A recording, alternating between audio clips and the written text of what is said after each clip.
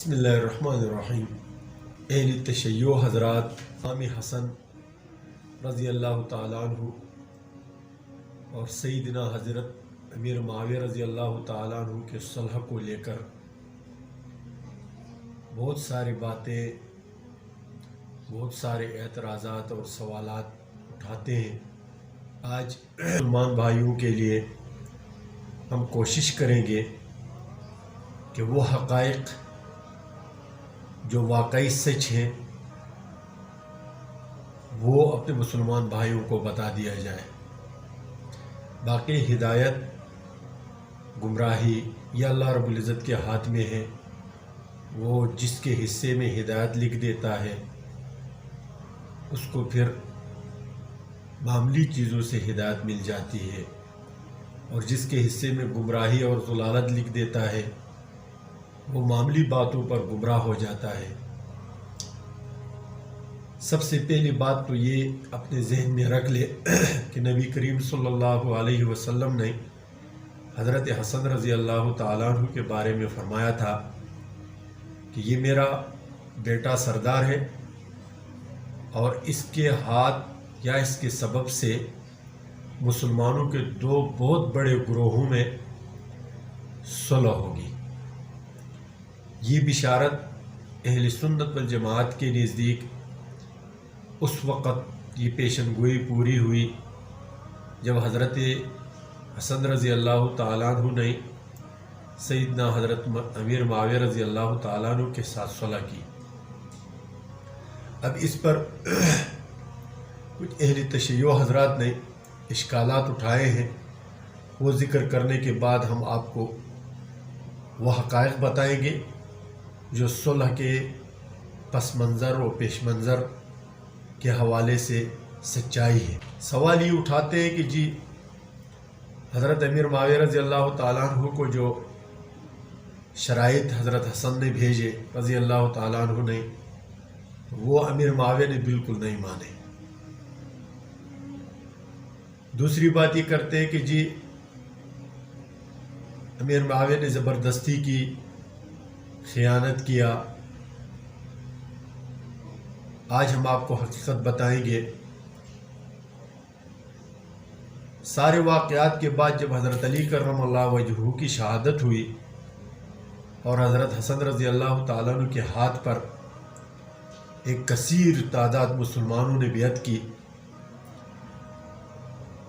تو ظاہر ہے کہ اس کی جو ٹکر تھی وہ حضرت امیر معاویہ کے ساتھ آنی ہی تھی۔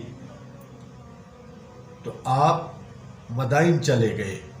حضرت حسن رضی اللہ تعالیٰ عنہ، تو یہ عبداللہ ابن عامر کو موقع مل گیا، اس نے بڑھ کر مدائن میں حضرت حسن رضی اللہ تعالیٰ عنہ کو گھیر لیا۔ حضرت حسن رضی اللہ تعالیٰ عنہ پہلے سے ہی امیر معاویہ سے صلح کرنے پر آمادہ تھے، اور اپنے ساتھیوں کی بزدلی اور کمزوری کا تجربہ کرنے کے بعد جنگ کا خیال بالکل ترک کر دیا تھا، اور چند شرائط پر امیر معاویہ رضی اللہ تعالیٰ عنہ کے حق میں خلافت سے دستبرداری کا فیصلہ کر لیا، اور یہ شرائط عبداللہ ابن عامر کے ذریعے سے امیر معاویہ کے پاس بھجوا دیے۔ وہ شرائط یہ ہے، پہلا شرط یہ ہے کہ کوئی عراقی محض بغض کینہ کی وجہ سے نہ پکڑا جائے گا، یعنی سیاسی پکڑ دھکڑ نہیں ہوگی۔ بہت بصیرت والی بات کہی کہ سیاسی انتقام نہیں ہوگا، یعنی جن لوگوں نے حضرت علی رضی اللہ تعالیٰ کا ساتھ دیا، پھر حضرت حسن رضی اللہ تعالیٰ عنہ کا ساتھ دیا، ان کو پکڑا نہیں جائے گا۔ دوسرا جو شرط بھیجا، بلا استثناء سب کو امان دی جائے گی، کسی بھی فرد کو نہیں پکڑا جائے گا۔ تیسرا شرط یہ تھا کہ عراقیوں کے جو زمینیں اور وہ جو احواز کا علاقہ تھا وہ ان کو واپس کر دیا جائے گا، اور ان کے جو دولت اس مد میں آتی تھی وہ سب واگزار کیا جائے گا۔ چوتھا شرط یہ تھا کہ احواز کا کل خراج حضرت حسن رضی اللہ تعالیٰ عنہ کے لیے مخصوص کر دیا جائے گا۔ پانچواں شرط یہ تھا کہ حضرت حسین رضی اللہ تعالیٰ عنہ کو 2 لاکھ سالانہ الگ سے دیا جائے گا، جو حضرت حسن رضی اللہ تعالیٰ عنہ کے ساتھ معاہدے میں طے تھا، احواز کا سارا جو خراج تھا اس کے علاوہ۔ چھٹا شرط یہ تھا کہ بنی ہاشم کو صلات و عطایا میں بنو عبد شمس یعنی بنو امیہ پر ترجیح دی جائے گی۔ کتنا اہم ترین شرط تھا۔ عبداللہ ابن عامر یہ شرائط لے کر امیر معاویہ کے پاس بھجوا دیے، تو حضرت امیر معاویہ رضی اللہ تعالیٰ عنہ نے بغیر کسی ترمیم کے تمام شرائط منظور کر دیے، اور اپنے قلم سے ان کی منظوری لکھ کر اپنے مہر ثبت کر کے معززین و عمائدین کے شہادتیں لکھوا کر حضرت حسن رضی اللہ تعالیٰ عنہ کے پاس بھجوا دیا۔ یہ میں اپنے طرف سے نہیں کہہ رہا ہوں، یا یہ کوئی ایرے غیرے کی بات نہیں ہے، یہ اخبار الطوال علامہ دینوری کی کتاب ہے، 230 صفحے سے لے کر 232 صفحے کا جو خلاصہ اور حاصل ہے وہ یہی ہے۔ ابن اسیر کا جو بیان ہے وہ تھوڑا سا مختلف ہے، وہ بھی آپ کو بتا دیتا ہوں۔ اس کی روایت کے مطابق صورت واقعہ جس وقت امام حسن رضی اللہ تعالیٰ نے اپنے شرائط امیر معاویہ کے سامنے پیش کرنے کے لیے بھیجے تھے، اسی دوران میں امیر معاویہ رضی اللہ تعالیٰ عنہ نے بھی ایک سادہ کاغذ پر مہر لگا کر حضرت حسن کے پاس بھیجا تھا۔ اس پر وہ شرائط چاہے تحریر کرے سب منظور کر لی جائے گی۔ مہر پہلے لگایا خالی کاغذ پر اور حضرت حسن کے پاس بھیج دیا تاکہ اس پر وہ اپنے شرائط لکھ دے اور وہ آلریڈی منظور شدہ ہوں گے۔ لیکن چونکہ حضرت امام حسن رضی اللہ تعالیٰ عنہ نے اپنے شرائط پہلے بھیج دیے تھے، تو جو ہی بھیجا ادھر امیر معاویہ نے بھی بھیجا، لیکن حضرت امام حسن رضی اللہ تعالیٰ عنہ کا جو کاغذ تھا جس میں اس نے وہ مذکورہ بالا 6 شرائط لکھے تھے وہ امیر معاویہ تک پہنچ گیا۔ جب وہ پہنچا تو اس نے بلا کم و کاست اس کو منظور کر لیا۔ اب ایسا ہوا کہ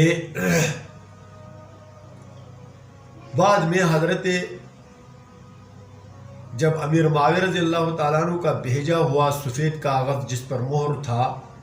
وہ جب حضرت حسن کے پاس پہنچا رضی اللہ تعالیٰ عنہ کے پاس، تو اس نے بہت سارے ایسے مطالبات اور شرائط بڑھا دیے جن کو امیر معاویہ نے منظور نہیں کیا، اور یہ ایک تاریخی حقیقت ہے۔ شرائط اگر امیر معاویہ رضی اللہ تعالیٰ عنہ پہلے شرائط منظور نہ کرتے تو ایک بات، شرائط اس نے مان لیے تھے، لیکن جب حضرت حسن رضی اللہ تعالیٰ عنہ نے بعد والے کاغذ پر شرائط زیادہ لکھ دیے تو وہ زیادہ والے شرائط نہیں مانے، اور یہ صرف انہی شرائط کو مانا جسے حضرت حسن رضی اللہ تعالیٰ عنہ نے پہلے بھیج دیے تھے۔ جب یہ دونوں تبادلہ ہو گئے، شرائط مان لیے گئے، تو اس کے بعد حضرت حسن رضی اللہ تعالیٰ عنہ نے خلافت سے دستبرداری کے اعلان کا پروگرام بنایا۔ حضرت حسن نے قیس ابن سعد انصاری کو، جو مقدمۃ الجیش کے ساتھ شامیوں کے مقابلے پر مامور تھے، اس کو اطلاع دی اور جملہ امور امیر معاویہ کے حوالے کر کے مدائن چلے آنے کا حکم دیا۔ قیس کو یہ فرمان ملا تو انہوں نے فوج کو پڑھ کر سنایا اور کہا کہ اس کے بعد ہمارے لیے صرف 2 صورتیں ہیں، یا تو بلا امام کے جنگ جاری رکھے یا معاویہ کی اطاعت قبول کر لے۔ ان کے دستہ میں بھی کچھ کمزور لوگ موجود تھے جنہوں نے امیر معاویہ کی اطاعت قبول کر لیا، اور قیس حضرت حسن کے حکم کے مطابق آپ کے پاس مدائن چلے آئے، اور ان کے مدائن آنے کے بعد حضرت حسن رضی اللہ تعالیٰ عنہ کوفہ تشریف لے گئے۔ امیر معاویہ یہاں آ کر آپ سے ملے اور دونوں میں صلح نامے کی شرائط زبانی بھی تصدیق و توثیق ہو گئی۔ یہ واقعہ جو کوفہ میں آ کر ان کے درمیان میں بات چیت ہوئی اس کو بھی اخبار الطوال میں شرائط اس کتاب میں نقل کی گئی ہے۔ ان کے علاوہ عام طور پر ایک ہی شرط بھی مشہور ہے کہ امیر معاویہ کے بعد حسن خلیفہ ہوں گے، لیکن یہ شرط مروج الذہب، مسعودی، اخبار الطوال، دینوری، یعقوبی، طبری، ابن اسیر وغیرہ کسی میں بھی یہ شرط مذکور نہیں۔ البتہ علامہ ابن عبد البر نے استیعاب میں لکھا ہے کہ علماء کا یہ بیان ہے کہ حسن صرف معاویہ کی زندگی ہی تک کے لیے ان کے حق میں دستبردار ہوئے تھے، لیکن یہ بات علامہ ابن عبد البر نے جو بات کی ہے کہ یہ دستبرداری صرف حضرت امیر معاویہ کے حق میں تھی اور بعد میں نہیں تھی، تو اس کا تاریخی کوئی حوالہ نہیں ہے۔ سب سے بڑی دلیل اس پر یہ ہے کہ اگر اس طرح کا واقعہ ہوتا تو حضرت حسین رضی اللہ تعالیٰ عنہ جب یزید کے خلاف اٹھے، عبداللہ ابن زبیر اٹھے، دوسرے صحابہ کرام نے جو یزید کی مخالفت کی، تو سب سے پہلا دلیل جو ان کا ہونا چاہیے تھا وہ یہ کہ بھائی امیر معاویہ کے حق میں ہم یعنی حضرت حسن دستبردار ہوئے تھے، تو اس کے بعد تو اس کو سرے سے خلافت کا کسی کو سپرد کرنا، کسی کو منتخب کرنے کا حق ہی حاصل نہیں ہے۔ لیکن تاریخ میں کسی بھی آدمی سے، حضرت امام حسین سے یا عبداللہ ابن عباس سے یا کسی بھی ہاشمی یا دوسرے جو عرب خاندان تھے اور صحابہ کرام کے اولاد تھی، کسی نے بھی اس سے استدلال نہیں کیا ہے۔ اور علامہ ابن عبد البر کا یہ کہنا کہ یہ علماء کا بیان تھا، تو اس طرح کی کوئی بات تاریخ کے حوالے سے نہ تو مستند ہے اور نہ اس کا کوئی ذکر ملتا ہے۔ اب جب یہ کہتے ہیں کہ کوئی شرط نہیں مانا، تو یہ شرط کا اگر وہ شرائط جو حضرت امام حسن نے بعد میں لکھ کر دیے وہ بالکل نہیں مانے، ان شرائط کا تذکرہ تو کسی مستند کتاب میں نہیں آتا کہ اس نے کون سے شرائط بڑھائے تھے، لیکن جو شرائط تواتر کے ساتھ تاریخ کا حصہ ہیں وہ یہ 6 شرائط ہیں جو ہم نے اوپر ذکر کی۔ اب آپ مجھے بتائیں کہ اس میں امیر معاویہ رضی اللہ تعالیٰ عنہ کی وہ کون سی خیانت ہے، وہ کون سا غدر ہے، یا وہ کون سے الیاذ باللہ بدعہدی ہے جو اس نے حضرت امام حسن کے ساتھ کیا۔ اور حضرت امام حسن کا رول جو تاریخ میں اور اسلام میں رہا وہ ایک بے داغ کردار ہے، اس میں کسی کا کوئی نہ تو اعتراض ہو سکتا ہے، کیونکہ یہ نبی کی پیشن گوئی اور نبی کے فرمان کے مطابق ان 2 گروہوں میں، مسلمانوں کے بڑے 2 گروہوں میں صلح ہونا ہی تھا۔ اب شیعہ چونکہ حضرت امام حسن کے ساتھ انہوں نے بے وفائی کی تھی، بعد میں حضرت امام حسین کے ساتھ بے وفائی کی تھی، پہلے حضرت علی رضی اللہ تعالیٰ سے بے وفائی کی تھی، تو انہوں نے اس بات کو اٹھایا، حالانکہ حضرت امام حسن رضی اللہ تعالیٰ عنہ کے تاریخ کا اگر گہرائی کے ساتھ دیکھا جائے تو اس کے جو 5-6 مہینے دوران حکومت، دوران خلافت ہے، اس میں سب سے زیادہ شورشیں جو شیعہ کہلانے والے لوگ تھے انہوں نے کیے،